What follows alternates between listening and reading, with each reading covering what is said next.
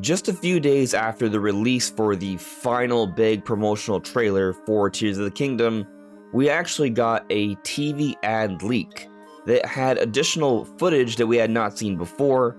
A lot of channels picked up on this and showed it in their videos, and they were taken down. It was not allowed to be out there. So we haven't actually done a proper analysis on this TV ad until now. There are new details that reveal a little bit more about Tears of the Kingdom, and that's what we're talking about today.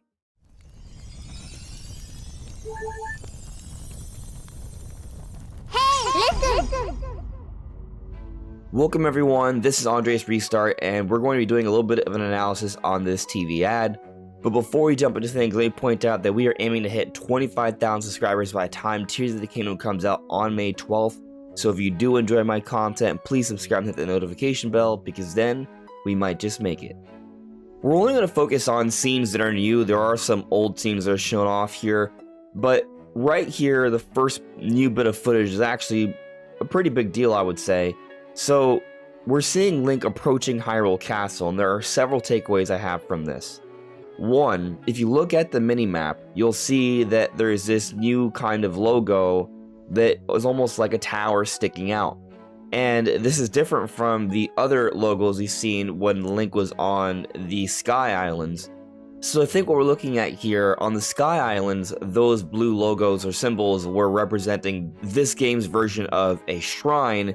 And here though, because it's looking more like a tower, I think this is the representation of a completed tower in the Tears of the Kingdom map.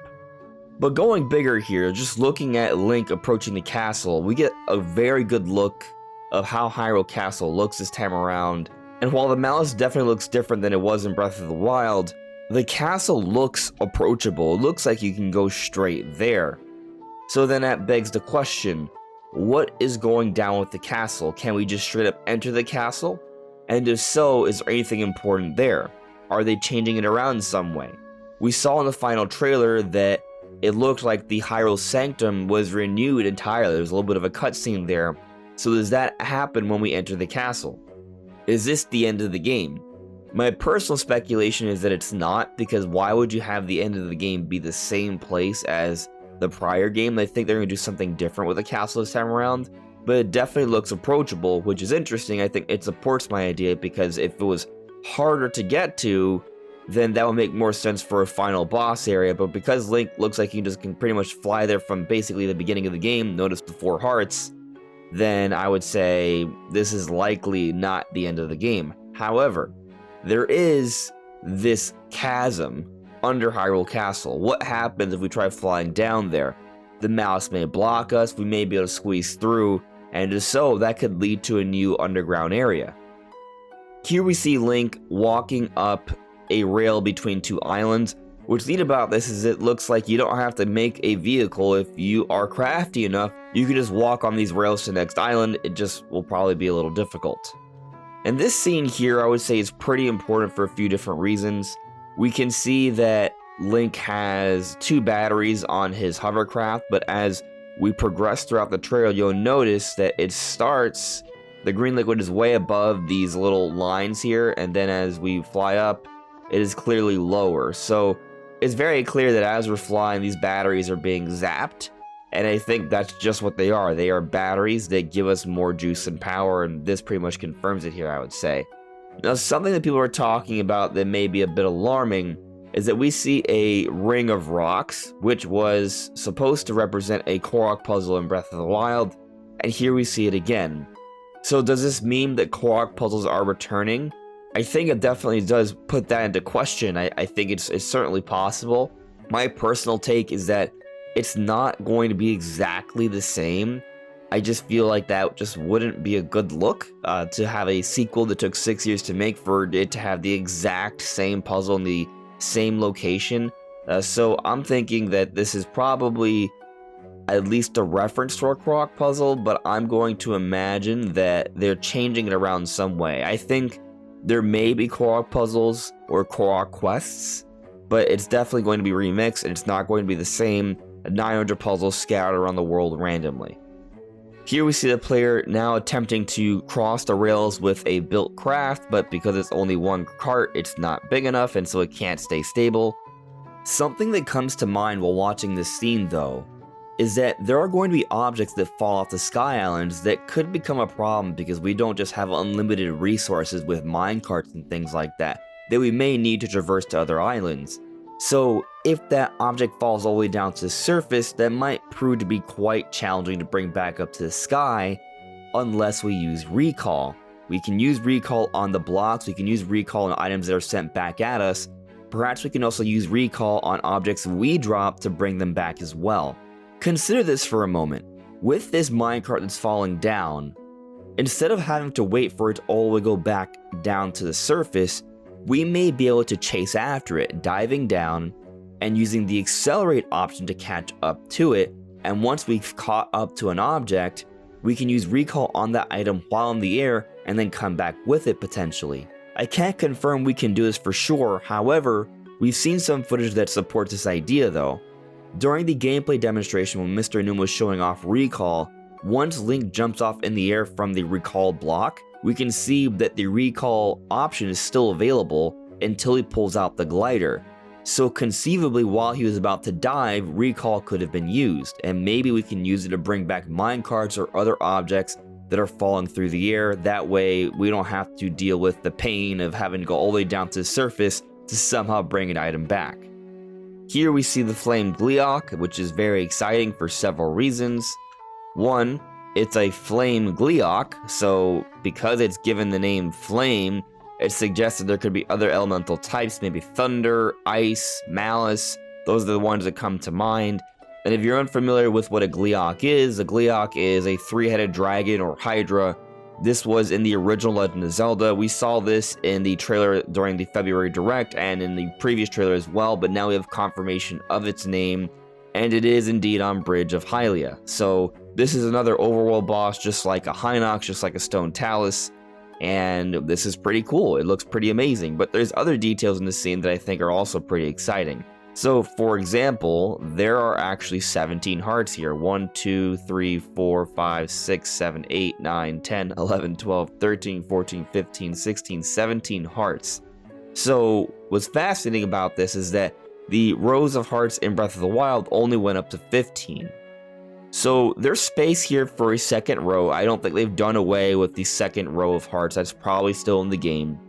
So, we're looking at a minimum of 17 hearts in Tears of the Kingdom, but there's speculation it could be beyond that, because 17 might just not be the most natural best place to end the hearts. Maybe 18 or 20. I think conceivably it could go up to 20. That would be getting pretty close to the text and life bar, but it might work out. I'm gonna guess 18 just because I feel like it would be too close, but it could go up to 20, I would say, which might mean we go up to 40 hearts in Tears of the Kingdom. Regardless of whether it's 34 or 36 or 38 or 40 hearts though, there are more hearts in Tears of the Kingdom as opposed to Breath of the Wild, which does suggest that this is going to be a bigger adventure with enemies that hit harder, which is pretty exciting. But going beyond that, taking a look directly at Link, we notice that the hand cannon we saw in prior trailers is now something he's wearing on his shield. So it's another Zonai item that you can attach to your shield, just like the flame-breathing weapon. I am assuming we get this from finding some sort of construct, which is interesting about that. That means that there's going to be a construct with a cannon, which is kind of cool. But then going beyond that, we also have this sword here, which also looks to be a Zonai blade, which we actually see in prior trailers and this trailer as well. I think that this supports the idea that we can have grips to swords and weapons and attach them to something else. So we may be using Fuse to create other kinds of weapons, including giant Zonai blades. This scene here is exciting for several reasons as well. Take a look at the minimap. It's all unregistered. We don't know where it is.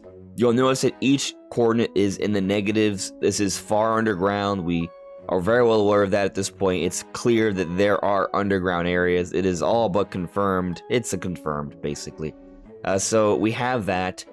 We also have a glowing malice scoop here, and everything else is dark, and there's a whole bunch of dust particles in the air until Link uses this arrow, which has some sort of attachment on it, so it's not just a normal arrow. And then what happens is he shoots it, and it hits this rock, and we see a bud, and it grows into a plant with a light on it. And now the area is lit up, and what we see is something looks very much like the area we saw in the February Direct trailer that was underground. There were mouse areas, there were mushrooms and trees. I think this is basically kind of the sort of ecosystem we will expect to see in the underground many of the time. Looking here, we can see mouse in the air, so looks like there's going to be mouse emanating from these pools here, which is interesting to say the least. Moving forward though, I just went backwards, but moving forwards as Link moves towards the back here, we just get a better look at this giant amber sack that's attached to roots. We've seen this multiple times before, the February Direct trailer, and the final trailer we got a few, like at this point, almost 2 weeks ago. And what I've noticed here is that there's a little green drop, it appears, and this might be coming from this root sac thing. This may be like some sort of tree sap, something to that effect. But I imagine this tier here might be something we can collect, and I wouldn't be surprised if it's somehow related to that green puddle we saw in the second teaser trailer when they revealed the Sky Islands. What it does exactly, that's still hard to say. This is an underground area. How the green liquid ties to that puddle that's on the surface, it's tough, but maybe it's basically Zonai energy. Maybe we can collect Zonai magic or energy, and that is required to do different things like using crafts and such. Could be that. Maybe we can take those giant batteries we had and we can store green energy in them from these giant sacks potentially. That might be what's going on here, or it could be something else totally different. We finally see our player make it across the mine tracks by attaching multiple carts. That's amazing, good for them. And that's pretty much it when it comes to this trailer. There's not much else beyond that except for just the overall theme of the trailer, which I think is fascinating. You'll be surprised at what you can do when you master your imagination. The narrator says, you'll be surprised at what you can do when you master your imagination. I just think this is fascinating that they're saying this. I think it just kind of goes to the idea there's a lot more we can do in Hyrule this time around, a lot more customization. We can fuse items, we can build crafts. It looks like we can interact with NPCs in a way that we couldn't do so beforehand. What else can be done? And when they show this stuff, they show it while we're using a rocket shield and doing the anti-gravity or reduced gravity jumps, which, if you saw my moon theory video a few days ago, it kind of sparks that idea that maybe there's a lot more to this game than meets the eye.